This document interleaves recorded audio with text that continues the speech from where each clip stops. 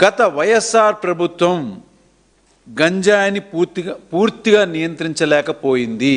అనేక రకాలుగా వాళ్ళు ఈ ప్రచారంలో ఈ గంజాయి గురించి చాలా మాటలు మాట్లాడారు. మరి వీళ్ళు అధికారంలోకి వచ్చాక ఏం చేశారనేది మనం వాస్తవాల్లోకి వస్తే, వాళ్ళు మామూలుగానే అధికారంలోకి రాగానే యథావిధిగా ప్రెస్ మీట్లు పెట్టి మేము మొత్తం గంజాయిని పూర్తిగా అరికట్టేశాం, గంజాయి మీద ఉక్కుపాదం మోపాము, ఎక్కడా కూడా డ్రోన్ల సహాయంతో ఎక్కడెక్కడ గంజాయి సాగు జరుగుతుందో అక్కడ అన్నీ కూడా మేము తెలుసుకుని వాటిని పూర్తిగా అరికట్టేశాం, అసలు ఈ రాష్ట్రంలో ఎక్కడ కూడా గంజాయిక కనిపించదని చెప్పని యథావిధిగా వాళ్ళ డబ్బా ప్రెస్ మీట్లలో చెప్పాల్సినటువంటి అబద్ధాలు అలవాటు ప్రకారంగానే చెప్పేయటం జరిగింది. మరి వాస్తవానికి వస్తే అసలు ఏం జరుగుతుంది ఈ రాష్ట్రంలో అంటే, మీకు విచ్చలవిడిగా గంజాయి అనేది ఎక్కడైనా దొరుకుతుంది. ఇక గంజాయి కానీ మద్యం కానీ ఇక అన్నీ ఏదైనా కానీ మత్తు పదార్థాలు ఆ విషయంలో ఈ రాష్ట్రంలో దొరకనటువంటి స్థలం లేదు. మీకు అసలు దానికి అడ్డు అదుపు అనేది లేకుండా పోయింది. మరి ఇంకా ముఖ్యమైన విషయం ఏంటంటే, ఒక 4 రోజుల క్రితం ప్రకాశం జిల్లా అద్దంకి మండలం శంకోరప్పాడులో జరిగిన ఒక ముఖ్యమైన ఘటన వెలుగులోకి వచ్చిన తర్వాత అసలు గంజాయి అనేది ఎలా జరుగుతుంది ఈ రాష్ట్రంలో అని చెప్పని చాలా స్పష్టంగా మనకు బయటకు వచ్చింది. ఈ వీడియో ఒకసారి మనం చూద్దాం.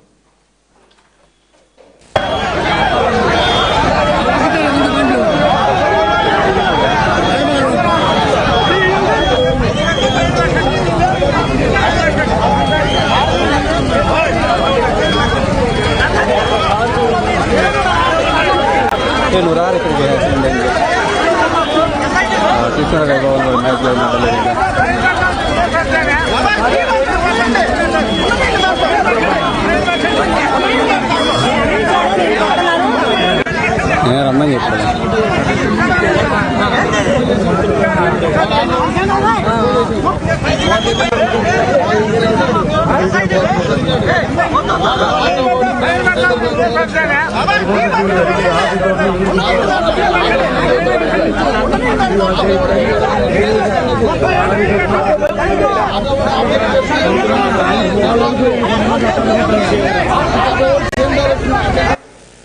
ఈ వీడియో చూశారు కదండి. దీనిలో ఒక ప్రైవేటు వాహనంలో 2 పోలీస్ అఫీషియల్స్ వాళ్ళు గంజాయిని వాళ్ళే మద్యం బాటిల్స్ని తీసుకుని వెళ్తూ ఒక డ్రైవింగ్ చేసేటువంటి ఒక ఆఫీసరే మద్యం మత్తులో ఒక ఆటోని ఢీకొట్టడం జరిగింది. ఢీకొట్టిన తర్వాత అక్కడ స్థానికులు కొంతమంది గబగబా వచ్చి వాళ్ళని రక్షించే దీనిలో చూస్తే ఈ కారులో వెనకాల మద్యం బాటిల్స్, గంజాయి, అలానే ఈ 2 వ్యక్తుల యొక్క పోలీస్ డ్రెస్సు కూడా అక్కడ పడేసి ఉంది ఆ వెనకాల డిక్కీలో. ఒక్కసారిగా అక్కడున్న ప్రజలుగా ఆగ్రహానికి గురై ఏం చేశారంటే, అక్కడ ఉన్నటువంటి వాళ్ళు ఆ వీడియో తీసి అది జనాల్లోకి వచ్చింది అని. అంటే దీన్ని బట్టి మనకేమర్థమవుతుంది, ఈ మద్యం కానీ గంజాయి కానీ అరికట్టాల్సినటువంటి పోలీసు వ్యవస్థే వాళ్ళే ఈ రవాణా అంతా కూడా చేస్తున్నారని చాలా స్పష్టంగా బయటపడింది.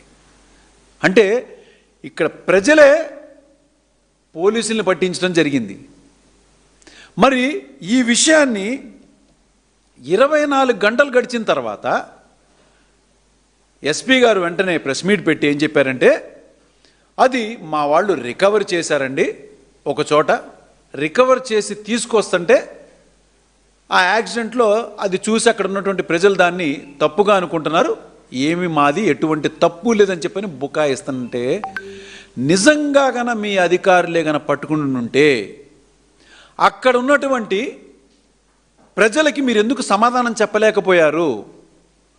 ప్రజలు మిమ్మల్ని నిలదీసినప్పుడు మీరు ఇదే మాట ఎందుకు చెప్పలేకపోయారు?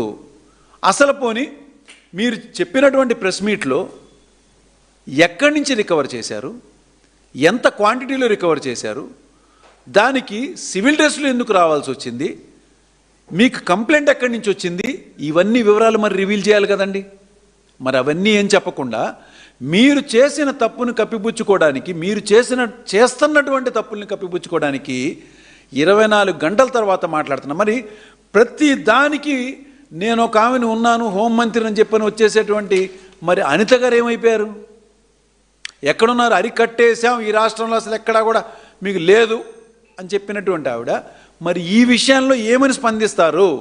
ఇంతవరకు ఎందుకు స్పందించటం లేదు అంటే, ఈ పోలీసు వ్యవస్థని చంద్రబాబు నాయుడు గారు దేనికి వాడుతున్నారంటే, ప్రజల్ని రక్షించాల్సింది పోయి ఇట్లా మద్యం, గంజాయిని అక్రమ రవాణాలకి ఈ వ్యవస్థని పూర్తిగా వాడుకోవటం జరుగుతుంది. మరి ఇంకే దేనికి అంటే, ఎవరైతే వీళ్ళని ప్రశ్నిస్తున్నారో, ముఖ్యంగా వైఎస్ఆర్ కాంగ్రెస్ పార్టీ కార్యకర్తల్ని కానీ, నాయకుల్ని కానీ, వాళ్ళ యొక్క రెడ్ బుక్ రాజ్యాంగాన్ని అమలు చేసుకోవటం విషయంలో ఈ పోలీసు వ్యవస్థని ఉపయోగిస్తున్నారు. మరి వాస్తవాలు ఏం జరుగుతున్నాయి? స్వయంగా చంద్రబాబు నాయుడు గారి యొక్క నియోజకవర్గంలోనే ఒక మహిళని చెట్టుకు కట్టేసేస్తే దిక్కుముక్కు లేదు. మరి సకల విధ్వంసుల శాఖ అయినటువంటి మంత్రి లోకేష్ గారి నియోజకవర్గంలో మైనర్ బాలికని రేప్ చేస్తే దానికి స్పందన లేదు. ఇక రాష్ట్రంలో అనేక రకాల విధ్వంసాలు కానీ, మానభంగాలు కానీ, మహిళలను అపహరించడం కానీ, ఇక మర్డర్లకైతే ఒక లెక్కే లేకుండా పోయింది. ఇన్ని జరుగుతుంటే ఈ వ్యవస్థ మొత్తం ఏమైంది అంటే, ఇవాళ బయటపడుతున్నటువంటి ఒక్కొక్క విషయాల్లో చూస్తే, ఏదైతే పోలీసు వ్యవస్థని వాళ్ళ యొక్క విధులను నిర్వర్తించకుండా ఇలాంటి అడ్డదారుల్లోకి, వాళ్ళ రెడ్ బుక్ రాజ్యాంగంలోకి వాడుకునే విధంగా పోలీసు వ్యవస్థని వాడుకుంటుంటే, ఇంకా ఇక్కడ రాష్ట్రంలో ఎక్కడుంటుందండి శాంతి భద్రతలు? రాష్ట్రంలో ఎక్కడ మంచి జరుగుతుందండి? పేరుకేమో గుడ్ గవర్నెన్స్ అని చెప్పిన పబ్లిసిటీ. ఇక్కడ జరుగుతున్నటువంటి అరాచకాలకైతే ఇంకా అద్దు అదుపు లేదు. 2 ఏళ్లుగా వీళ్ళు చేస్తున్నటువంటి అరాచకాలకి, ఈ పోలీసు వ్యవస్థని వాడుకున్న విధానానికి అసలు చాలా చాలా పొంతన లేకుండా ఉందన్నమాట. మరి చంద్రబాబు నాయుడు గారు రోజు గంటల కొద్దీ ఏం చెప్తుంటారండి? మేము ఎక్కడా కూడా కక్ష సాధింపు చర్యలు అనేది ఏమీ లేవు, రాష్ట్రంలో శాంతి భద్రతల విషయంలో అన్ని రకాల జాగ్రత్తలు తీసుకున్నాం, ఎక్కడైనా కానీ ఎవరైనా కానీ మాదక ద్రవ్యాలతో కానీ గంజాయితో కానీ పట్టుపడితే అది ఎవరైనా సరే క్షమించం అని చెప్పని చాలా గట్టిగా మాట్లాడుతుంటారు. మరి ఇవాళ దీనికి ఆయన ఏం సమాధానం చెప్తారని చెప్పని మేము ప్రశ్నిస్తున్నాం. ఇంత యథేచ్ఛగా ప్రజలను రక్షించాల్సిన పోలీస్ డిపార్ట్మెంటే, ప్రజలు తప్పు చేస్తే పట్టుకోవాల్సినటువంటి పోలీస్ డిపార్ట్మెంటే, వాళ్లే తప్పు పని చేస్తే ఇవాళ ప్రజలే వాళ్ళని పట్టుకుని దోషులుగా మీకు మీడియా ద్వారా తెలియజేస్తే రాష్ట్ర ప్రజల ముందు ఇంతకన్నా సాక్ష్యం ఏం కావాలని చెప్పని మేము అడుగుతున్నాం. దీని నుంచి మేము చంద్రబాబు నాయుడు గారిని ఒకటే అడుగుతున్నాం, దయుంచి ఇప్పటికైనా వాళ్ళ మీద సరైన చర్యలు తీసుకోండి. ఆ వీడియో తీసిన వాళ్ళ మీద మీరు కక్ష సాధింపు చర్యలుగా వాళ్ళ మీద కేసులు పెట్టకుండా, ఎలా అయితే వైఎస్ఆర్ కాంగ్రెస్ పార్టీ కానీ ఎవరైనా ప్రశ్నిస్తే వాళ్ళ మీదే మీరు తిరిగి కేసులు పెట్టి, అలానే ఒక 2 మాజీ మంత్రుల ఇంటి మీదకి గంటల కొద్దీ మీ యొక్క నాయకులు కానీ కార్యకర్తలు కానీ వెళ్ళి వాళ్ళ ఇల్లు ధ్వంసం చేసినా, పెట్రోల్ బాంబులు వేసినా కూడా స్పందించినటువంటి పోలీసు వ్యవస్థని ఇప్పటికైనా సక్రమమైన మార్గంలో పెడితే బాగుంటుంది. లేదంటే ఇదే ప్రజలు మీకు బుద్ధి చెప్తారని చెప్పని మేము చాలా స్పష్టంగా తెలియజేస్తున్నాం. కానీ మరి మీరు ఏదైతే వైఎస్ఆర్ కాంగ్రెస్ పార్టీ మీద మరి ప్రచారంలో 24 ఎన్నికల ప్రచారంలో గంజాయి మీద వాళ్ళు ఏమాత్రం నియంత్రణ చేయలేకపోయారని చెప్పని, మరి వాస్తవానికి అప్పుడున్నటువంటి వైఎస్ఆర్ కాంగ్రెస్ పార్టీ ఏం చేసిందండి చెప్తాను మీకు. ఆ రోజున YSR Congress party special enforcement bureau SEB అనేటువంటి ఒక వ్యవస్థ, అంటే పోలీస్ డిపార్ట్మెంట్లో ఒక టీంని ఏర్పాటు చేసి గంజాయి ఎక్కడెక్కడైతే సాగు జరుగుతుందో అక్కడంతా కూడా నియంత్రించడం జరిగింది. ఆపరేషన్ పరివర్తన అనే పేరుతో ముఖ్యంగా ఈ గంజాయి సాగు చేస్తున్నటువంటి వాళ్ళ దగ్గరికి వెళ్ళి వాళ్ళని మార్చి వేరే పంటలు వేసుకుని వాళ్ళ జీవనోపాధి మార్చుకునే పద్ధతిలో వాళ్ళకి కొన్ని రకాలుగా అవగాహన సదస్సులాగా పెట్టి వాళ్ళు ఈ గంజాయి పద్ధతిని మానేసే విధంగా ఎన్నో రకాలుగా చర్యలు తీసుకోవడం జరిగింది. ఇంకొక ముఖ్యమైన విషయం ఏంటంటే 2021 కల్లా 220 కేసులు, దాదాపు 384 మందిని అరెస్ట్ చేయడం, 18 కిలోల పైన గంజాయిని స్వాధీనం చేసుకోవడం కూడా జరిగింది.